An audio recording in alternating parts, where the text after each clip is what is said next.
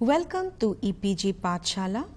I am Dr. Rukhsana Rahman from Department of Women's Studies, Guwahati University. I will be speaking on women in relief camps. As we are discussing the issues of women and displacement, this module will focus light on the problems documented, that is, against women in the relief camps, like violence against women, women's sidelined role in the decision making, their security threat, their problems in education, their health problems, etc. At the same time, this lecture will also focus light on the very crucial role of women in the relief camps in the peacemaking in the conflict zone. Now let us discuss the discussion on women in relief camps. Relief camps. During a state of conflict or natural disasters, entire populations are forced to leave their homes in search of safety and security. In that process of flight and relocation, it is the women who is most affected. Women, often during their flight, face uncertain physical and mental agony, and their condition often remains more or less the same in a post-conflict situation. In the makeshift relief camps, women often face problems of insecurity, lack of privacy, illness, and lack of food. It is not possible to highlight the conditions of all the camps in conflict-ridden areas around the world. One must also remember that circumstances will differ from one country to the other. This section will examine the most common recurring problems that have been documented. Number 1, violence against women. Violence against women is one of the most frequent and prevalent human rights violations in the world.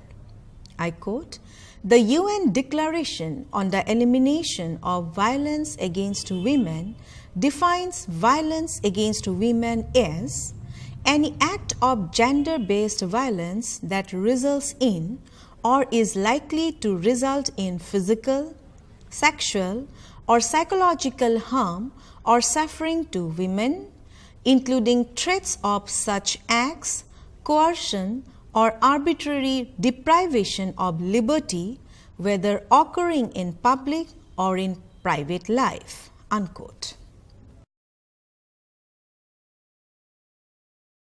Such incidents of violence are rooted in power inequality and structural imbalances in considering work for men and women.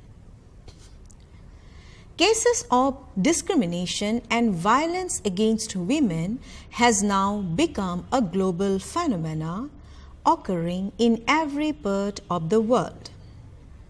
This particularly escalates during times of conflict when women become especially vulnerable. The breakdown in law and order during conflict and displacement leads to an increase in all forms of violence. Most violations against women occur during conflicts and in camp situations. Women in such conditions are subjected to crimes like rape, gang rape, genital mutilation, trafficking, slavery, physical assault, forced pregnancy, and so on. Sexual and gender-based violence, including domestic violence and alcohol abuse, increases in relief camps. This is not to deny the fact that this had not occurred prior to displacement. During their stay in relief camps, women and girls are at higher risk when they set foot outside camp to collect firewood or go to markets, as these camps are usually surrounded by hostile forces.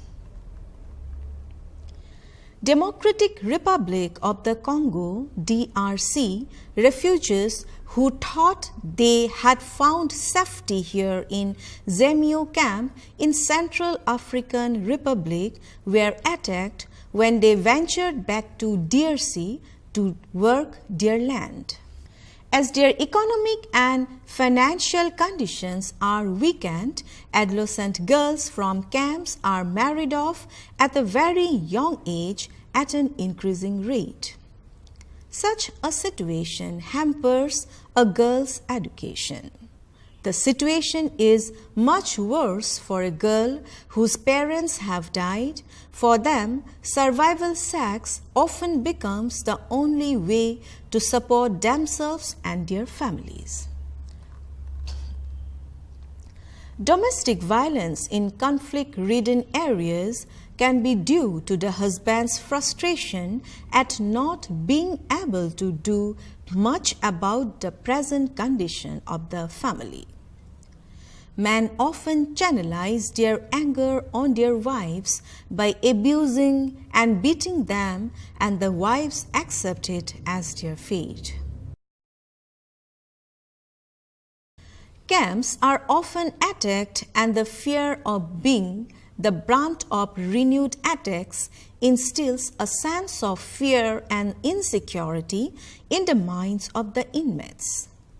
When the men are away fighting, it is the women and children who are left in the camps, and more often than not there is no adequate security arrangement in place. Women are then vulnerable to attacks and live in constant fear. The second problem about women's sideline role in the decision making. Communal or ethnic conflicts affects a woman's authority. The authoritative role of a homemaker that played within the four walls of their homes is disrupted and diminished during her stay in the camps.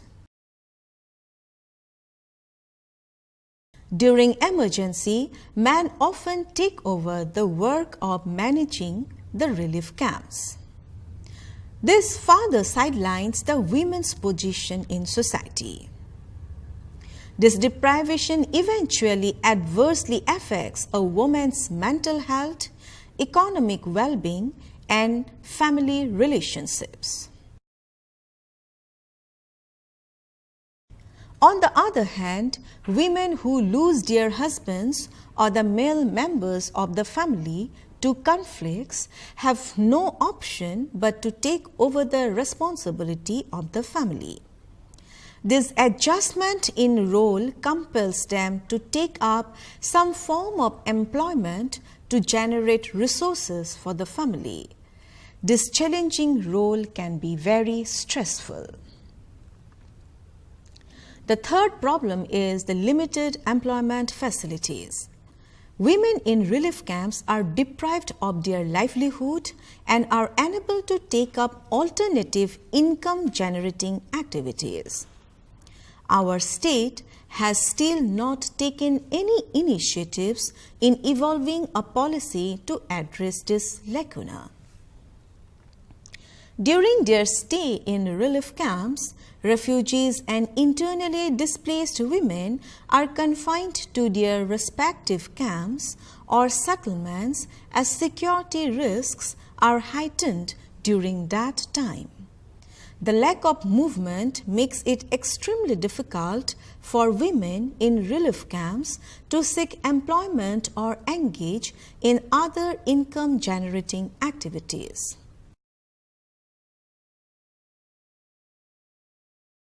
Where a woman does manage to find employment, she has to face increased security risks. The structural displacement of a family or a community limits the freedom of movement and employment opportunities for women of affected populations. In situations of conflict, women are often the first to become unemployed or underemployed. In many cases, women may be the primary or the only source of income. Due to the stress created by the collapse of livelihood systems, women have to take on increasingly non-traditional and high-at-risk occupations. These women and adolescent girls are replacing men who are in exile, in the militias, or have been killed during conflict. However, women who depend on casual labor and petty trade enjoy no labor protections and are often exposed to exploitation and danger. While discussing the problem of security of the women in relief camps, it is found that women and girls are most at risk. While discussing the problem of security of women in relief camps, it is found that women and girls are most at risk during the time of flight and their time in the relief camps. It is during this time that security requirements are essential. Women and girls in conflict situations are often reported to turn to illegal activities such as prostitution, brewing of alcohol, and trafficking of drugs, which offer them lucrative opportunities but carry a high risk of violence.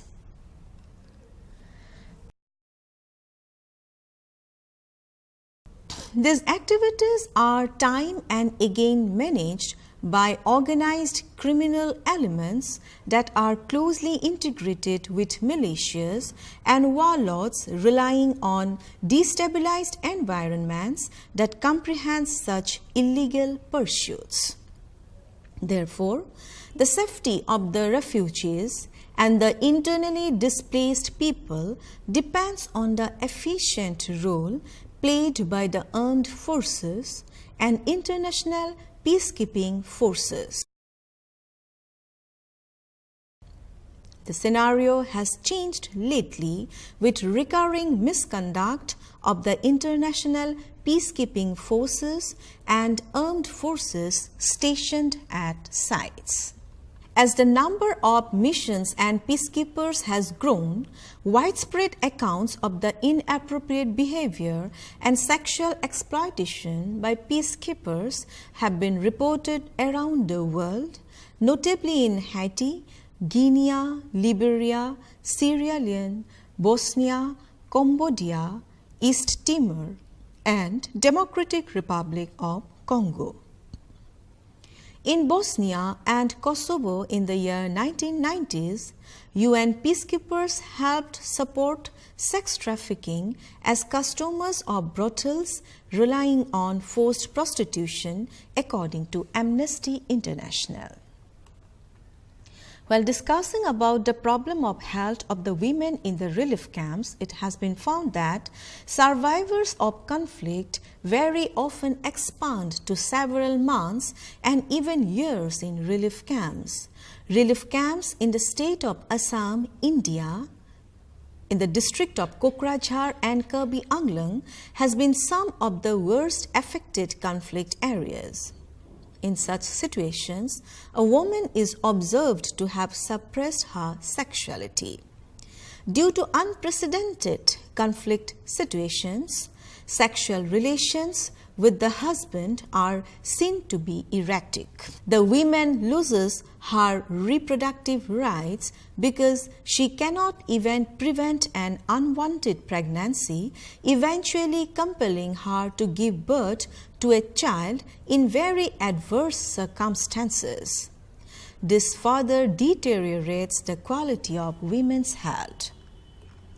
There have been cases where women have delivered their babies in the camp without proper facilities and in poor sanitary conditions.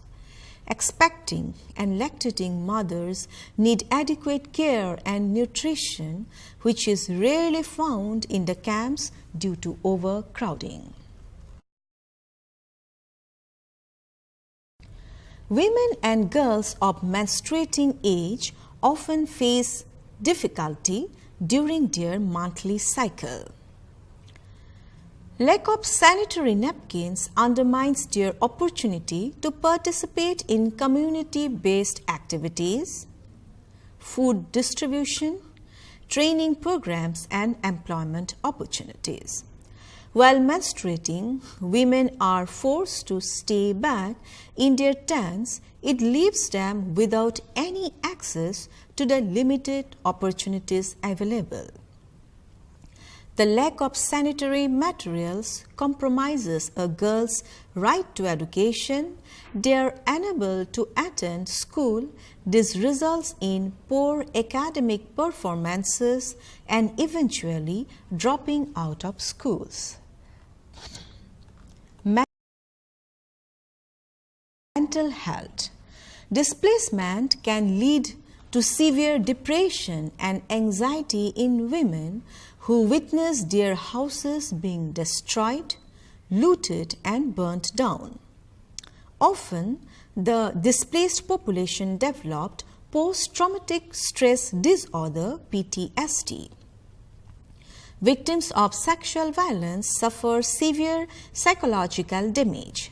Sexual violence is widely prevalent in conflict situations because rape is often used as a tool to suppress the enemy. This eventually leaves the women with psychological scars.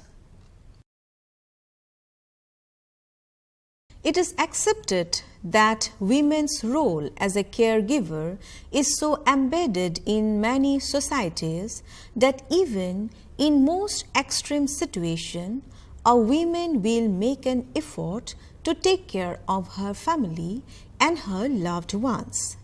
Many women who fail to take care of their loved ones suffer guilt and helplessness. There is problem related to education of women in the relief camps. Now let us discuss the problem of education.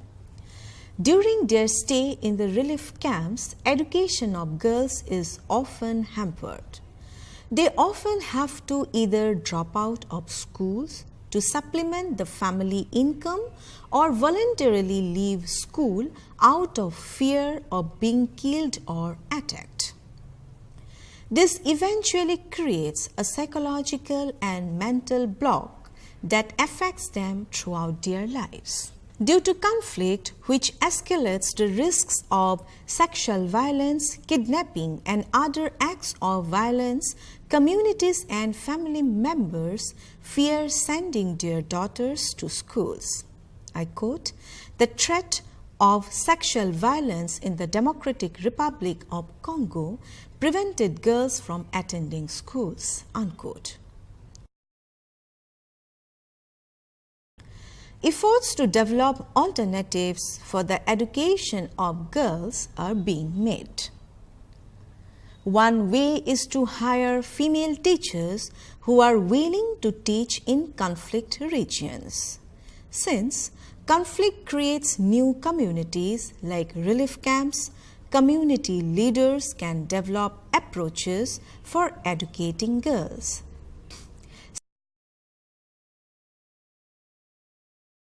Similarly, educators have found that building fences and walls around schools, holding school in a mosque or a community center, and creating stronger buildings for schools helps to sustain girls' education during conflicts.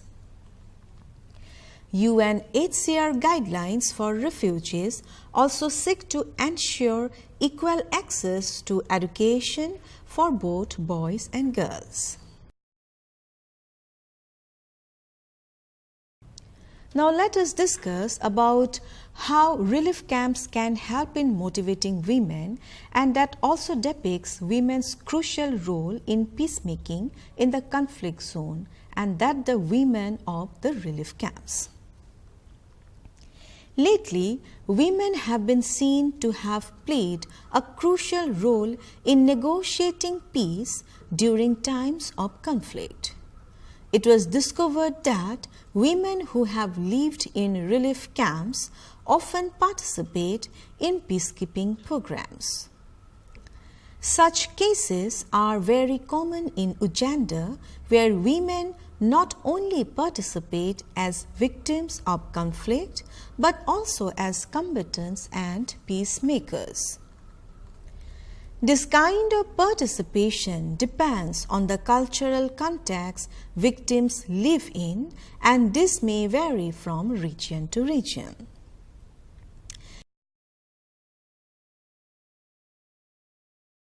International women's organizations like Women Aid International, set up in the year 1987, work to provide relief and assistance to women and children suffering distress caused by war, disaster, and poverty. UNHCR sets up women's committees in emergency locations. Volunteers from these committees form groups and go around the camps to talk and identify the varied problems women might have. The story of a relief camp inhabitant from the year 2014, violent outbreak in one of the village near the Bhutan border in the state of Assam. The story of a relief camp inhabitant from the 2014 violent outbreak in one of the village near the Bhutan border in the state of Assam. This example has been taken from the ANT, a voluntary organization based in the district of Chirang, working primarily in the same district of the Bodoland Territorial Area district. During the 2014 conflict, her family fled to Diosiri relief camp. While running to the relief camp in Diosiri, they managed to take only their ox, but the ox died when they were living in the relief camp. In the relief camp, the family received only 50 grams of rice per person per day. They also got dal and potatoes, but the rations they received did not last for many days and was over long before the next rations were distributed. After 3-4 months of staying in the relief camp, they returned to Koraiburi but found their house completely burnt down. They lost the paddy and mustard, which was yet to be harvested. They survived on jungle potatoes. Chita says they started eating rice only after she and her husband went out for daily wage labor. Their main struggles are around food, water, and elephants. Since they lost their pair of bulls, they had to hire bulls for plowing and could cultivate fresh paddy in the year 2015 only. Later, with the money they got as relief from the NGO Oxfam, they managed to buy 4 bulls and cows. Now, before concluding, let us look at some of the key benchmarks in policy and protection developments for refugee women from the year 1990 to the year 2010. In the year 1990, UNHCR releases its first policy on refugee women. In the year 1991, UNHCR releases its guidelines on the protection of refugee women. In 1994, first full assessment of refugee women's reproductive health care needs. In the year 1999, an interagency field manual on refugees' reproductive health published. In the year 2000, High Commissioner for Refugees holds global dialogue with refugee women, resulting in the High Commissioner's 5 commitments to refugee women. In the year 2002, the Women's Refugee Commission completes an assessment of UNHCR's implementation of its guidelines on refugee women. In the year 2003, UNHCR releases SGBV guidelines. In 2004, the Minimum Initial Services Package MISP for reproductive health care included in spheres as a minimum standard. From the year 2004 to 2006, UNHCR rolls out its age, gender and diversity mainstreaming initiative partially as a response to the assessment conducted in 2002. In the year 2006, UNHCR's Executive Committee adopts a conclusion on women at risk. In 2008, UNHCR releases its Handbook for the Protection of Women and Girls. In 2008, evaluation undertaken and completed on UNHCR's efforts to prevent and respond to gender-based violence. While concluding, it can be stated that in times of conflict, it is noticed that traditional and community ties break down, but also at the same time opens new spaces for women.